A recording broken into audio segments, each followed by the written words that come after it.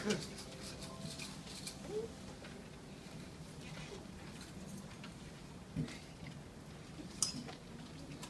akan lebih baik kalau di sana ada Todd, kalau ada yang bisa menerjemahkan, atau Todd mungkin bisa duduk di sebelah, ya di sebelahnya Bill. Barangkali Todd, can you move Bill? Ya. Si Bibi bisa bantu.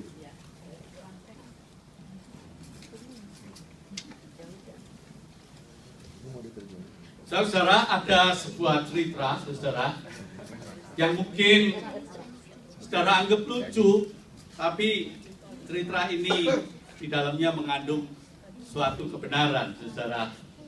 Yaitu ada seorang bos di satu perusahaan yang kalau anak buahnya marah, anak buahnya membuat kesalahan, dia nggak tahan. Selalu dia marah dengan anak buahnya, saudara. Dia marah-marah dengan anak buahnya. Lalu karena di dunia ini berlaku dua hukum kebenaran. Yang pertama, bos tidak pernah bisa salah, betul nggak? Bos tidak pernah salah. Hukum yang kedua, saudara mengatakan, bila mana bos bersalah, maka harus kembali ke hukum yang pertama. Ya, bos tidak pernah salah. Kalau bos bersalah, caranya kembali ke hukum yang pertama. Bos tidak pernah salah. Nah, oleh sebab itu yang menjadi sasaran adalah anak buahnya. Nah, saudara, anak buahnya karena jengkel bekerja, karena dimarahin bos, dia pulang ketemu istrinya. Nah, apa bedanya? Ya, istri setelah sibuk bekerja di rumah dengan suami setelah sibuk bekerja, apa bedanya? Berbeda besar, saudara. Setiap suami biasanya kalau pulang kerja sudah capek, kepengennya di rumah itu rileks, baca koran, lihat TV, dengan hal-hal yang ringan-ringan. Sedangkan kalau istri, saudara, sibuk bekerja, begitu suaminya datang, nih kesempatan nih. Aku mau mengutarakan semua unek-unekku di rumah hari ini. Jadilah saudara perang berata Yuda, begitu. Sebab si suami tidak sempat, tidak siap untuk mendengar istrinya mencurahkan segala kesusahannya hari itu. Sedangkan si suami ingin rileks, begitu. Nah, begitu si istri mencurahkan segala keluh kesahnya, si suami membawa kejengkelan di tempat kerja tadi, saudara. Ya, selamat datang, Christina, suami Anda aman. Sudah ada translator di sana. Nah, lalu saudara, si suami melampiaskan kejengkelannya kepada suaminya, kepada istrinya. Nah, si istri, saudara, karena kalah kuat dengan suaminya, dia melampiaskan kejengkelannya kepada pembantunya. Nah, karena pembantunya kalah kuat, saudara, dengan si nyonyanya, dia melampiaskan kejengkelannya pada kucingnya. Ya kan? Karena yang memberi makan kan kucingnya. Si kucing gak berani membalas kepada si pembantunya. Nah, ketika anak si nyonya nakal, kucing itu diam-diam dipermainkan, dicakar sama si kucing itu. Begitu, ya. Artinya apa cerita ini? Cerita ini di dalam kehidupan sehari-hari, saudara, yang terjadi itu seringkali yang kuat menekan yang lemah, yang lemah menekan yang lebih lemah, yang lebih lemah menekan yang paling terlemah. Nah, kalau rantai itu tidak diputuskan, terjadi siklus seperti itu, saudara. Nanti kalau anak sudah dicakar oleh kucing, wah, dia jengkel setengah mati, nangis, rengek, pasti marahnya kepada pembantunya atau kepada mamanya. Terus putar seperti itu, saudara. Nah, saudara, kembali kepada kelanjutannya, sebab 2 minggu atau 3 minggu berturut-turut saya khotbah sharing, kecuali minggu kemarin, saudara, bahwa ternyata, saudara, kalau kita itu melakukan kesalahan atau dosa dan tidak segera diselesaikan, maka yang pertama, dosa itu merusak hubungan kita dengan Tuhan. Yang kedua, dosa itu merusak hubungan kita dengan diri kita sendiri. Betul ya, kita sudah belajar. Merusak hubungan kita sendiri. Dan kali ini kita belajar bahwa dosa kalau tidak segera diselesaikan juga merusak hubungan kita dengan orang lain. Sekarang coba kita lihat Kejadian pasal 2 ayat 16-17. Saudara, dikatakan begini, Kejadian 2 ayat 16-17. Lalu Tuhan Allah memberi perintah ini kepada manusia. Semua pohon dalam taman ini boleh kau makan buahnya dengan bebas. Tetapi pohon pengetahuan tentang yang baik dan yang jahat itu janganlah kau makan buahnya. Sebab pada hari engkau memakannya, pastilah engkau mati. Saudara, pada waktu Tuhan memerintahkan ini kepada Adam, di mana Hawa? Siapa yang tahu? Ayo. Ada yang tahu nggak? Di mana Hawa? Di mana? Tidur ya. Nyangkul Pak, nyangkul. Ini prasangka suami yang buruk itu suka begitu. Pasti kalau kita ini lagi repot, istri kita tidur. Kevin, kamu punya teman, aku juga suka gitu. Di mana Hawa? Ayo, siapa yang tahu? Masa. Di sebelahnya ada, coba dicari kalau ada. Ayo, coba dicari. Di mana?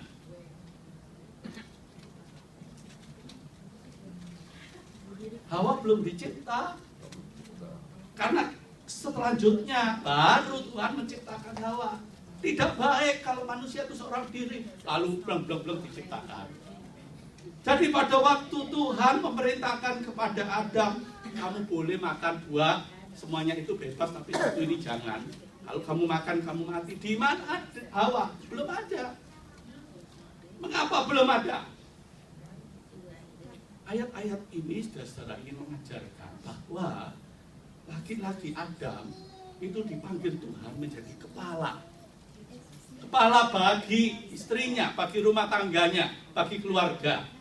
Dan itu ditegaskan kembali dalam perjanjian baru dalam Efesus pasal 5 ayat 23. Kita baca ya saudara, kita balik ke firman Tuhan saja. Efesus pasal 5 ayat 23 dikatakan begini saudara. Karena suami adalah kepala istri, sama seperti Kristus adalah kepala jemaat. Jadi sebelum Tuhan menciptakan Hawa, Tuhan sudah memberi perintah kepada Adam supaya Adam taat satu hal ini. Semua boleh kamu makan, kurang apa? Ya kan? Cuma satu aja loh yang dilarang oleh Tuhan. Tapi manusia itu dasar manusia, saudara. Ini satu kebenaran yang abadi. Semakin dilarang, semakin itu dia. Oleh sebab itu kalau kita tidak mau anak kita banyak melakukan kesalahan, jangan banyak yang dilarang ya. Semakin dilarang manusia itu ingin melakukannya. Begitu, saudara. Maka larangannya semakin banyak, saudara, itu menimbulkan banyak kesalahan malahan. Malah kalau tidak ada larangan sama sekali, ada kesalahan nggak? Ada nggak? Ya tetap ada, saudara. Tetap ada. Cuma nggak kelihatan ya. Adam mempunyai tanggung jawab sebagai kepala keluarga. Setelah Adam nanti mendapatkan Hawa sebagai istrinya, Adam terpanggil untuk memberitahu, untuk mengajarkan, untuk menyampaikan kebenaran Tuhan yang diterima dia kepada istrinya, karena dia adalah kepala keluarga. Saudara, yang kedua, saudara, saya ingin mengajak kita kembali ke Kejadian pasal yang ketiga, saudara. Nah, ayatnya, saudara, dikatakan begini. Ayatnya yang ke-6. Perempuan itu melihat bahwa buah pohon itu baik untuk dimakan dan sedap kelihatannya. Lagi pula pohon itu menarik hati karena memberi peringatan.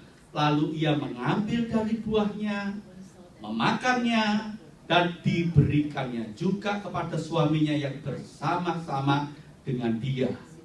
dan suaminya pun memakannya. Pertanyaannya, pada saat Hawa itu digoda oleh si jahat, pada saat Hawa itu tertarik, hatinya tergiur oleh buah yang terlarang itu, pada saat Hawa itu memetiknya, pada saat Hawa itu memakannya, pertanyaan saya, di mana Adam saat itu? Baik, baca komentar, betul, kipas-kipas, gitu. Betul juga. Ya, tapi di mana? Ya, pada waktu itu belum ada koran. Ya, ini imajinasi Anda terlalu liar. Di mana? Nyangkul. Sampingnya, tapi kagak ngeh. Syoklan ini suka menghina suami-suami ya. Dikira suami on ya. Sampingnya on jadi nggak ngeh. Ada di sampingnya, saudara. Dan suaminya lagi ngapain? Lagi lihat-lihat, dia nggak ngeh, tahu-tahu Hawa udah makan telat. Dikatakan Alkitab, saudara, suaminya tidak ada komentar apapun, diam. Saudara, dosa terbesar dari suami-suami itu dilanjutkan dari Bapak Adam, yaitu suka kalau ada hal yang nggak benar dia diam daripada ribut. Iya. Sebab kalau istri melakukan sesuatu yang tidak benar, suami lalu memberitahu, wah jangan-jangan ribut besar ini, daripada ribut besar diam aja. Sebab diam is golden. Wah, begitu. Apalagi penyakit yang terbesar itu sakit hati itu yang disebutkan. Banyak suami-suami takut istri, daripada perang dunia lebih baik diam. Tapi Adam di sini bukan cuma diam, saudara. Adam itu setuju. Itu dia setuju. Mengapa setuju? Dia tidak melarang. Mestinya, saudara, dia larang. Nggak benar tuh. Sebab Tuhan tuh bicara langsung dengan aku. Nggak pakai perantara-perantara. Jadi aku tidak salah tangkap, benar. Tuhan melarang, nggak boleh, jangan. Kalau perlu dia bergulat dengan Hawa supaya tidak terjadi. Tapi enggak. Ya diam. Itu artinya dia setuju. Ketika diberikan, lo enak lo. Ya makan juga, oh ya enak ya. Setelah dimakan, baru terbuka lah. Baru mereka menjadi malu satu dengan yang lain. Baru mereka menyadari mereka jatuh dalam dosa. Saudara, kesalahan yang terbesar dan makin lama makin menjadi besar tuh, kalau setiap ada persoalan, ada kesalahan, didiamkan, tidak diselesaikan, makin lama makin menjadi besar. Itu persoalan manusia. Apalagi kalau kita itu sedang ada masalah, begitu, entah masalah dengan istri, entah masalah dengan anak, apalagi masalah dengan orang lain. Biasanya saya suka menemui, saudara, orang mengatakan, oh udahlah, anggap aja tidak ada, dulu saya tidak kenal dia, sekarang tidak kenal dia lah. Itu bukan menyelesaikan, itu melarikan diri. Ya toh? Tidak bisa seperti itu. Nah, Adam juga, saudara, dia mendiamkan, bahkan dia ikut melakukannya. Saudara, dosa itu kalau didiamkan, saudara, daripada ribut, akan menjadi besar. Mazmur pasal 37 ayat 8, saudara, ada satu ayat yang memberitahu kepada kita. Mazmur pasal 37 ayatnya yang ke-8, apa yang terjadi kalau dosa itu didiamkan? Firman Tuhan mengatakan, berhentilah marah dan tinggalkanlah panas hati itu. Jangan marah, itu hanya membawa kepada kejahatan. Jadi kalau ada orang menyakiti hati kita, ada orang berbuat salah kepada kita, seringkali reaksi pertama manusia itu marah. Tapi kalau marah dibiarkan, akan menjadi kejahatan. Nah, bagaimana itu, saudara? marah itu kok bisa, kalau tidak diselesaikan bisa berubah menjadi kejahatan. Sebab marah kalau tidak segera diselesaikan, saudara, akan menjadi akar pahit. Akan menjadi akar pahit yang dalam sekali, saudara. Saudara, mari saya ajak saudara membandingkan sikap Adam sebelum jatuh dalam dosa dan sikap Adam setelah jatuh dalam dosa. Saudara, sebelum jatuh dalam dosa, itu saya gambarkan seperti seorang laki-laki. Ya, the first fall in love. Ya, dengan pacarnya. Dia mengatakan begini, ketika diberikan Tuhan Hawa kepada hidupnya. Begitu dia pertama kali ketemu Hawa, dia mengatakan, inilah dia, tulang dari tulangku, daging dari dagingku. Ia dinamai perempuan sebab ia diambil dari laki-laki. Atau dengan bahasa saya, inilah dia tulang dari tulangku, daging dari dagingku. Ia disebut perempuan sebab ia diambil dari diriku. Dia mengakui Hawa itu bagian dari diriku, hidupku. Kalau dia itu tulang dari tulangku, daging dari dagingku, saudara. Kalau seandainya di dagingku ini kena duri, mana yang sakit? Kalau tanganku kena duri, mana yang sakit bagi saudara? Menurut saudara? Cuma tangan yang sakit, seluruh tubuh bukan? Itu kalau kita merasakan bahwa tangan ini bagian dari tubuh kita. Tapi coba setelah manusia jatuh dalam dosa, apa reaksi Adam terhadap Hawa, saudara? Kita lihat, saudara, dari Kejadian pasal 3 ayat 12. Ketika Tuhan bertanya kepada Adam, apakah engkau makan buah pohon yang kularang kau makan itu? Apa jawab Adam? Adam menjawab begini. Manusia itu menjawab, perempuan yang kau tempatkan di sisiku. Dia tidak lagi mengatakan, dia daging dari dagingku, tulang dari tulangku. Atau dia mengatakan, Tuhan belahan jiwaku. Wah, kekasih jiwaku. Tidak, tapi dia sekarang mengatakan perempuan. Saudara melihat ada sesuatu yang ditarik keluar. Perempuan yang engkau berikan. Berarti bukan cuma wanita itu yang salah, tapi yang engkau berikan. Ini yang menyebabkan hubungan dengan Tuhan juga rusak.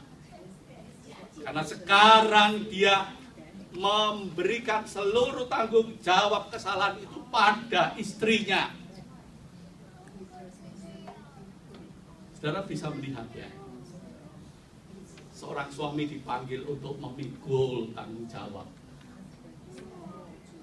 Ketika keluarga itu melakukan kesalahan, harusnya yang memikul tanggung jawab paling besar adalah suami sebagai kepala keluarga. Tetapi Adam memberikan contoh yang buruk.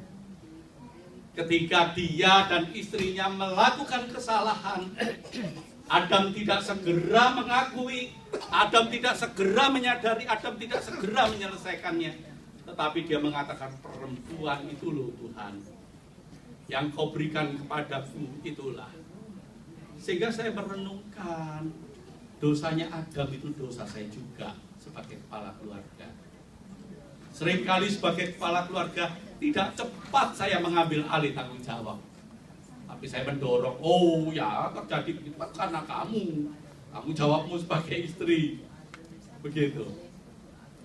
Sehingga membiarkan beban yang berat kesalahan itu dipikul pada istri.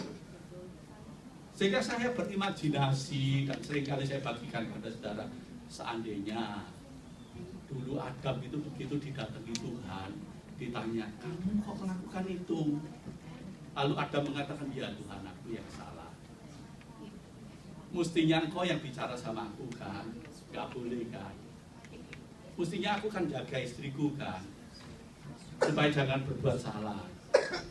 Tapi kok aku malah membiarkan, aku malah diem saja, malah aku setuju, malah aku ikut berbuat salah. Jadi Tuhan sebagai kepala keluarga, ampuni aku. Aku siap menanggung konsekuensinya. Seandainya waktu itu Adam berkata begitu, dunia kita ini saudara dan saya, nasib kita sekarang itu mungkin berbeda sekali. Sehingga saya katakan ini salahnya Adam ini. Yang pertama ini, dia tidak segera mau menyelesaikan, tidak segera mau mengakui, tidak segera mau memikul kesalahannya. Dia lempar ke orang lain, lempar ke istrinya yang lebih lemah. Nanti istrinya pun melempar kepada ular. Nanti ular pun saudara menggigit anaknya. Kita lihat saja nanti. Saudara dikasih Tuhan, tapi segera begitu saya merenungkan, ini salahnya Adam. Tidak segera menyelesaikan. Saat itu saya diingatkan oleh Tuhan, kamu itu udah beda jauh dengan Adam. Kamu cuma bisa menyalahkan salahnya Adam. Padahal setelahnya saya pun juga seringkali melakukan kesalahan yang sama atau kesalahan yang berbeda, tapi cara penyelesaiannya yang sama. Melemparnya kepada orang lain dan tidak segera ambil alih dan tanggung jawab saudara. Sehingga tidak berbeda satu dengan yang lain saudara. Dan saudara, dosa tidak segera diselesaikan, yang terjadi apa? Manusia makin membangun tembok-tembok yang di dalam istilah psikologi itu disebut defense mechanism. Yang paling sederhana, karena pada waktu itu dia merasa, oh aku malu telanjang, langsung ambil daun, ambil apa ditutupi untuk membuat cawat, untuk menutup kemaluannya.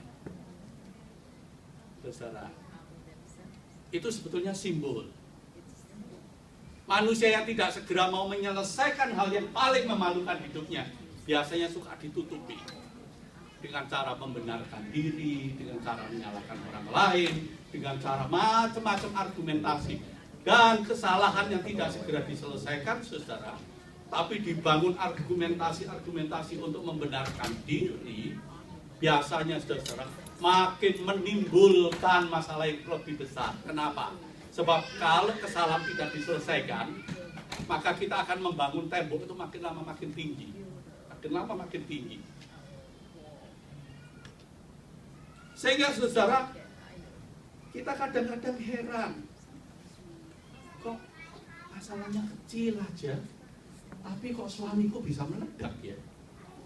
Masalahnya kecil aja, kok istriku bisa meledak? Kenapa? Sebab kesalahan kecil dan kecil dan kecil dan kecil yang ditumpuk dan tidak diselesaikan, itu cuma tinggal butuh jarum pentul. Iya kan? Kalau nggak percaya, saudara beli tuh balonan, saudara tiup sampai kenceng. Oh, saudara tidak perlu pisau yang gede untuk menghancurkannya. Jarum pentul aja ditusuk begitu pasti duar. Saudara tahu nggak saudara, bom atom itu saudara yang bisa menghancurkan dunia ini saudara, dan bom atom yang dimiliki seluruh dunia itu sekarang ini katanya bisa menghancurkan 3 kali benua, 3 kali bumi ini katanya yang dimiliki manusia. Padahal saudara, ada seorang pemimpin terkenal di dunia ini mengatakan, bila Anda ingin damai, bisa melanjutkan? Apa lanjutannya? Itu perkataan seorang besar yang terkenal, namanya Mao Zedong. Dan saya yakin dia mengutip orang yang lebih tua dari dia. Bila ingin damai di dunia ini, siaplah perang. Benar. Itu sebabnya kenapa negara-negara yang besar itu nggak mau buang nuklirnya, tapi negara yang mau membuat bom atom, wah itu betul-betul ditekan sedemikian rupa. Sebab kalau saya memiliki bom atom, kamu jangan berani-berani loh. Bom atom yang satu dapat juga. Jadi dua-duanya saling punya begini, nggak jadi bertengkar. Akibatnya apa saudara? Dia nggak berani ketemu sendiri gini. Akibatnya saudara, kalau kita nggak berani bertengkar sendiri, apa yang terjadi? Ayo. Pada waktu kita kecil, kita nggak berani bertengkar, apa yang kita lakukan? Cari teman? Enggak. Beli ke pasar, pergi ke pasar, beli jengkrik, Ayo percaya enggak? Jengkrik sama jengkrik diadu, kiri-kiri, dia taruh. Wah, kita senang setengah mati. Kalau negara besar sama negara besar itu biasanya jarang sekali bertemu begini. Kalau sudah bertemu perang dunia, biasanya perang dingin. Wah, itu lebih serem. Nah, suami istri yang perang dingin dan tidak diselesaikan, akibatnya saudara menimbulkan akar pahit. Nah, saudara, akar pahit, saya teliti di dalam bahasa Yunaninya, itu dari kata mar. Mar itu sejenis pohon yang di bawahnya itu punya akar, akarnya itu ada duri-durinya. Itu cara dia melindungi pohon ini. Supaya kalau ada pohon-pohon lain yang hendak mengambil makanan di sekitarnya, kalau kecocok durinya itu bisa mati karena durinya itu mengeluarkan racun yang pahit. Sehingga kita mengatakan kita itu harus menjauhkan diri dari akar pahit. Akar pahit itu akar yang berduri dan pahit. Sehingga akar pahit itu diterjemahkan dalam bahasa Ibrani, nanti dipakai Alkitab itu, akar pahit itu bisa digambarkan dengan pahit, pedih, sakit hati, marah, garang, pilu, susah. Wah, itu akar pahit dari Alkitab. Saudara, kepahitan. Kalau sudah kesalahan disimpan jadi kemarahan, kemarahan disimpan jadi kepahitan, saudara, maka kepahitan itu melukai hatimu dan hatiku, hati kita. Dan kalau akar pahit itu terus disimpan, jadi dendam, kesumat. Saudara, saya baca koran, saya kaget bahwa ternyata Hitler itu punya saudara. Dan sekarang ini masih tinggal di Israel. Aneh kan? Padahal Hitler itu pemimpin Nazi yang banyak membunuh orang-orang Yahudi. Saudaranya sekarang ini entah sudah meninggal atau enggak, masih tinggal di Israel. Ternyata setelah diselusuri latar belakangnya Hitler itu, ayahnya katanya orang Israel, orang Yahudi. Dan pada waktu kecil, Hitler itu suka di-abuse oleh ayahnya. Jadi dia bencinya setengah mati dengan ayahnya yang darahnya Yahudi. Saudara tahu kalau dia menjadi pemimpin dunia, ganasnya minta ampun. Kesalahan, apalagi yang berakar jauh di dalam masa kecil. Itu kalau tidak diselesaikan, dampaknya dahsyat. Adam dan Hawa yang tidak segera menyelesaikan masalah dan cuma melempar masalah demi masalah satu dengan yang lain. Terjadilah dia melahirkan anak namanya Habil dan Kain.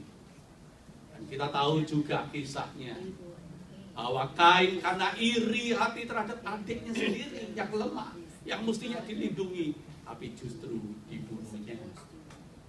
Ketika Tuhan datang untuk menolong Kain yang ketakutan, yang sudah berdosa dan jahat itu, dan Tuhan bertanya kepada Kain, Kain, di manakah engkau?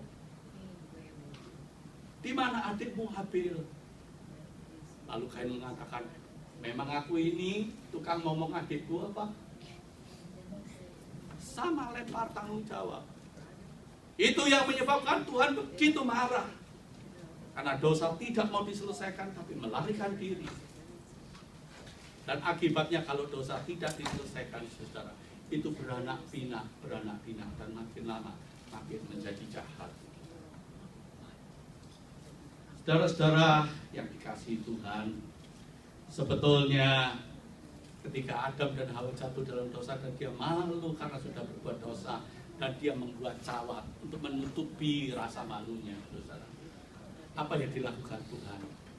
Alkitab sudah memberikan satu ayat yang sangat indah yang ditulis dalam Kejadian pasal 3 ayat 21. Dikatakan begini, dan Tuhan Allah membuat pakaian dari kulit binatang untuk manusia dan istrinya itu, lalu mengenakannya pada mereka. Ada yang menerjemahkan Tuhan Allah kemudian memberikan kulit domba kepada Adam dan Hawa untuk menutupi rasa malunya itu. Jadi maksudnya apa? Kalau kulit binatang itu diberikan untuk pakaian manusia yang pertama kali untuk menutupi rasa malu, pasti ada binatang yang dikorbankan, betul? Ada darah yang tertumpah, bukan? Itu sebabnya di perjanjian lama, saudara, penghapusan dosa, simbolnya itu pakai pengorbanan darah anak domba. Itu simbol bahwa dosa itu hutang yang harus diselesaikan. Dan siapa yang bisa menyelesaikan dosa? Apakah manusia sendiri jatuh dalam dosa? Tidak. Yang bisa menyelesaikan adalah ketika Allah datang sendiri, Allah campur tangan, Allah mengorbankan, ada darah yang tertumpah untuk membersihkan dosa kesalahan manusia. Itu prinsipnya yang di dalam perjanjian lama itu selalu tiap tahun diulang. Dan ketika bangsa Israel keluar dari Mesir, sebelum keluar, supaya bangsa Israel itu tidak didatangi malaikat yang mencabut nyawa anak-anak laki-laki yang pertama, saudara, diminta untuk menyembelih kambing domba, lalu darahnya itu disuruh melabur ke tiang pintu, tiang yang atas, tiang yang bawah. Sehingga kalau ada malaikat yang datang mau masuk untuk mau membunuh anak-anaknya begitu, lihat darah itu mereka lewat. Masuk, mau lewat, lihat darah lewat.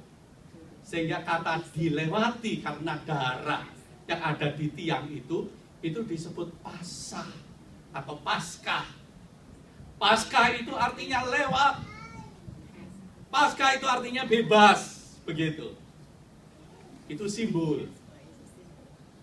Ketika Israel, saudara, keluar dari tanah Mesir, dibimbing oleh Tuhan dan dia melewati sungai, melewati Laut Merah.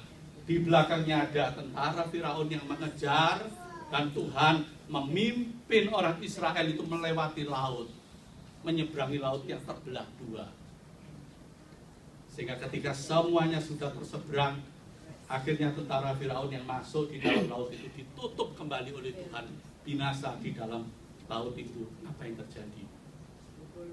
Dikatakan 3 hari orang Israel melakukan perjalanan, kehabisan air. Pada waktu kehabisan air, orang Israel marah kepada Tuhan. Lalu ketika orang Israel marah kepada Tuhan, dia melihat di situ ada telaga yang berisi air. Orang Israel senangnya setengah mati.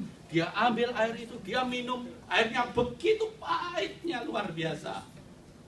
Sehingga orang Israel marah kepada Tuhan. Apa yang terjadi, saudara? Nah, saudara bisa baca itu, saudara. Dari Kejadian Keluaran pasal 15 ayat 22 sampai 24. Keluaran pasal 15 ayat 22 sampai 24. Musa menyuruh orang Israel berangkat dari Laut Tibro, lalu mereka pergi ke padang gurun Shur. 3 hari lamanya mereka berjalan di padang gurun dan dengan tidak mendapat air. Sampailah mereka ke Marah, tetapi mereka tidak dapat minum air yang di Marah itu karena pahit rasanya. Itulah sebabnya dinamakan orang tempat itu Marah. Marah itu dari akar kata mar, artinya pahit. Marah. Lalu bersungut-sungutlah bangsa itu kepada Musa dan mereka berkata, kata mereka, apakah yang akan kami minum? Bagaimana Musa menghadapi persoalan ini, saudara? Bagaimana Musa menghadapi persoalan ini? Apakah Musa lari sebagai pemimpin? Apakah Musa menghindari masalah? Tidak. Cara Musa menghadapinya itu yang patut ditiru, saudara. Musa berseru-seru kepada Tuhan.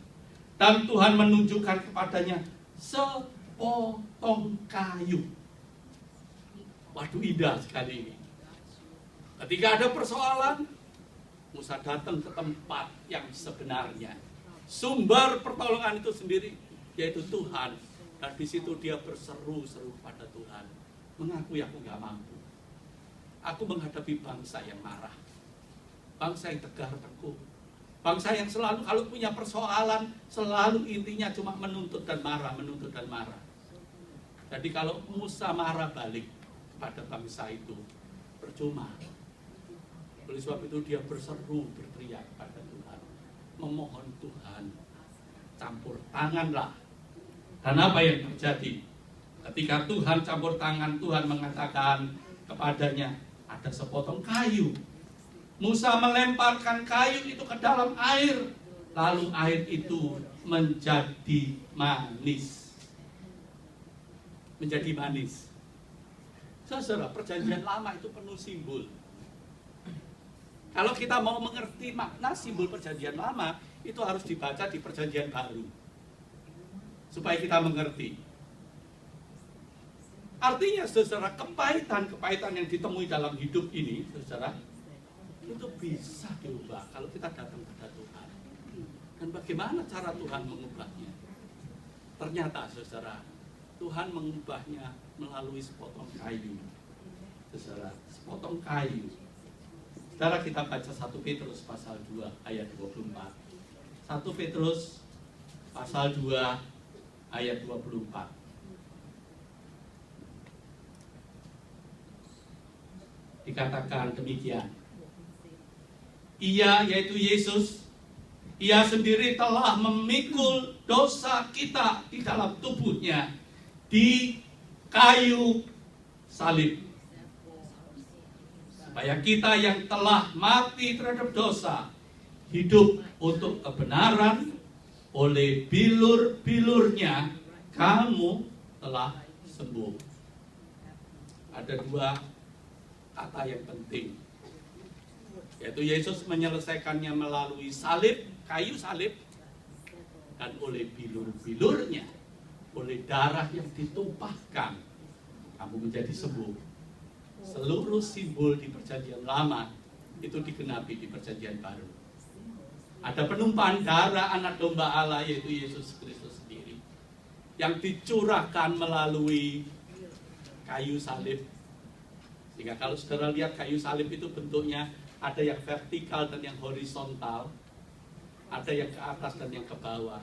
Itu ingin melambangkan melalui darah anak domba yang dicurahkan, terjadilah pendamaian antara Allah dan manusia, dan antara manusia dengan sesamanya.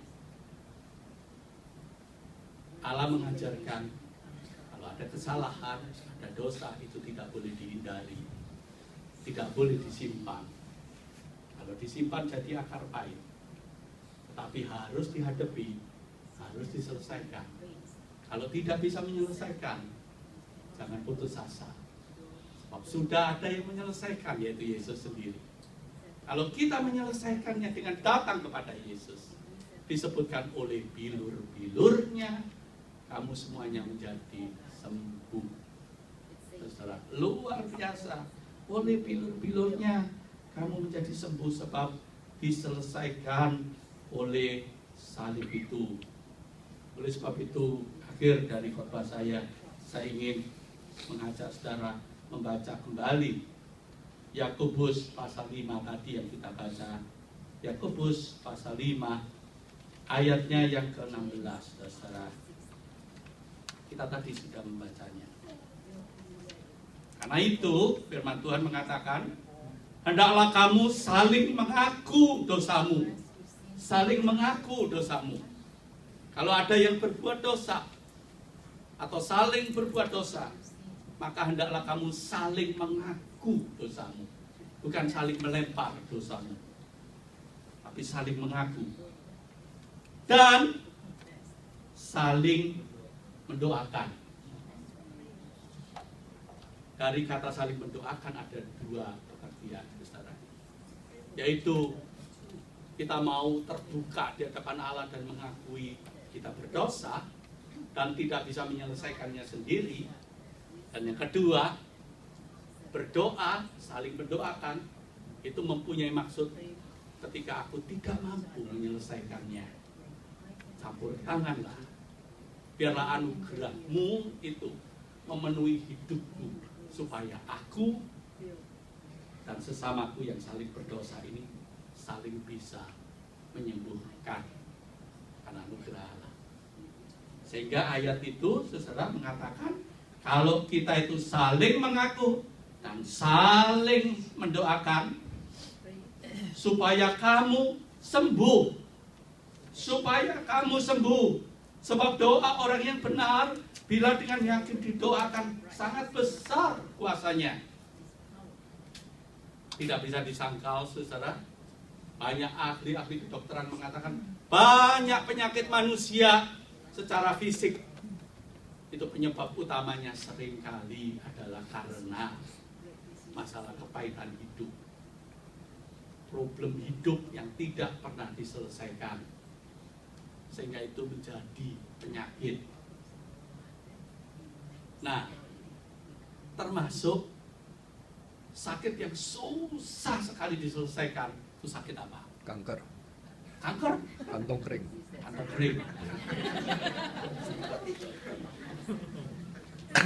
Itu mah mudah penyelesaiannya.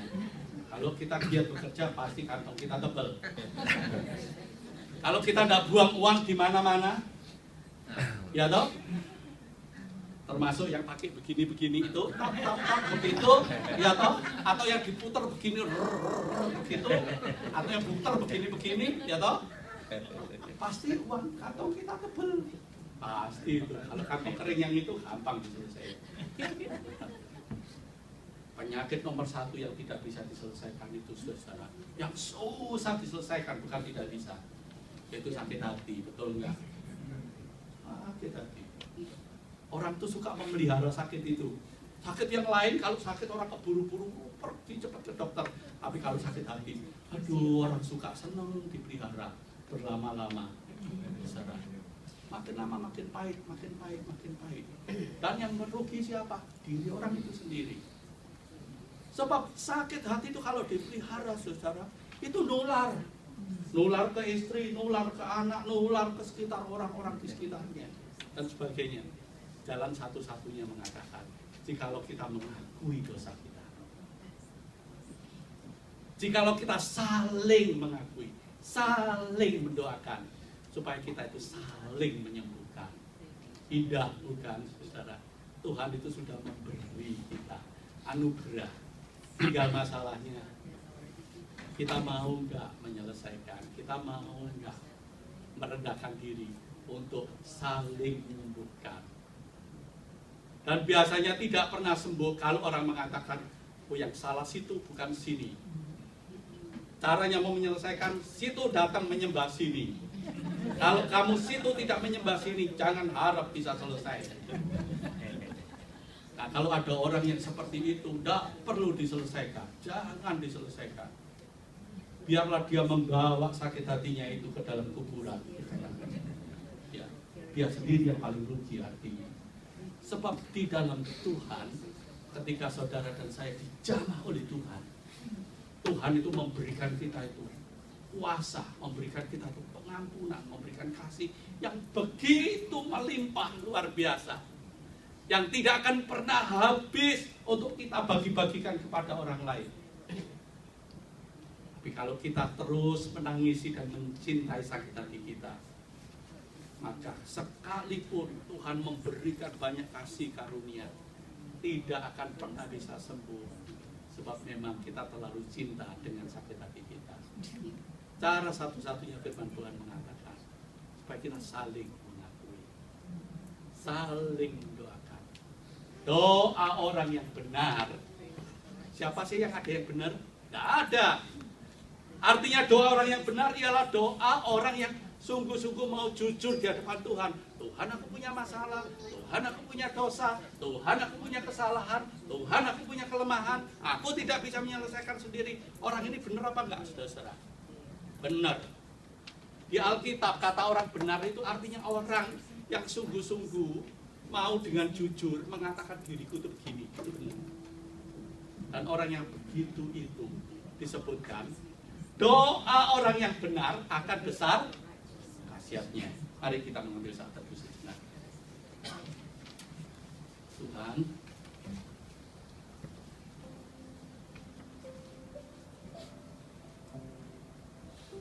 saat ini kami rindu diam sejenak. Adakah dalam hati kami kepahitan-kepahitan masa kecil kami, masa remaja kami,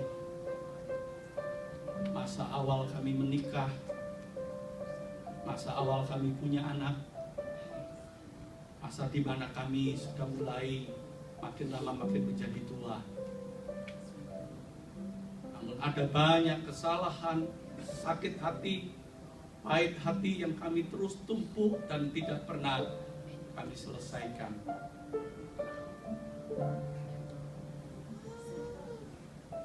Adakah Tuhan hidup kami membuat orang yang paling kami kasihi, entah dia istri kami, entah dia suami kami, entah dia anak-anak kami, entah dia orang tua kami, yang selama ini tidak pernah kami akui, yang selama ini kami hindari, yang selama ini tidak berani kami hadapi, yang selama ini tidak pernah kami selesaikan, sehingga itu memainkan hidup kami dan memainkan hati orang lain. Kami memohon Tuhan, bongkarlah itu Tuhan. Buatlah kami tidak menjadi tenang sampai kami menyelesaikannya. Kami memohon Tuhan, anugerah-Mu yang melimpah, supaya kami sungguh-sungguh hidup kami yang penuh kepahitan itu dikuras habis, sehingga kami boleh menjadi ciptaan yang baru di dalam Engkau. Kami boleh lahir baru di dalam Engkau. Terima kasih bahwa di dalam Kristus Yesus segala dosa dan kepahitan itu sudah diselesaikan. Engkau sudah menanggungnya dengan seluruh tubuhmu penuh dengan luka karena kesalahan kami, dan hatimu terluka karena hati kami,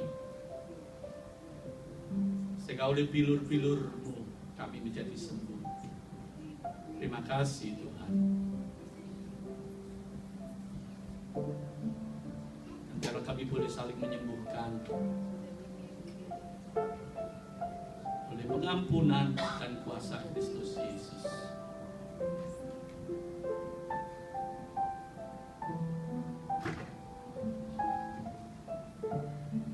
Tuhan, saat ini di depan kami tersedia perjamuan, anggur, dan juga roti. Perjamuan ini hanyalah simbol dari darah-Mu yang sudah ditumpahkan dan tubuh-Mu yang tercapit bagi dosa dan kesalahan kami, supaya setiap kali kami memakan roti ini dan meminum anggur perjanjian ini, kami selalu diingatkan bahwa dosa kami sudah diselesaikan oleh Tuhan. Kau sudah menebus kami dengan harga yang mahal, yaitu darah-Mu sendiri. Dan biarlah sekarang kami yang sudah bebas, kami tidak memenjarakan hidup kami dengan penjara buatan kami sendiri, tapi biarlah sungguh-sungguh kami membiarkan Tuhan melepaskan kami. Perjamuan ini juga mengingatkan akan janji-Mu bahwa Engkau akan datang kedua kalinya untuk menjemput setiap kami yang percaya kepadamu untuk memasuki pesta perjamuan anak domba Allah, di mana Engkau akan mengundang kami untuk menerima perjamuan ini di kerajaan-Mu kelak. Sehingga setiap kali kami makan dan minum ini, hidup kami dibawa kepada pengharapan masa depan. Hidup kami sudah ditebus oleh Kristus Yesus dan pasti sudah diselamatkannya. Terima kasih Tuhan Yesus. Haleluya. Amin.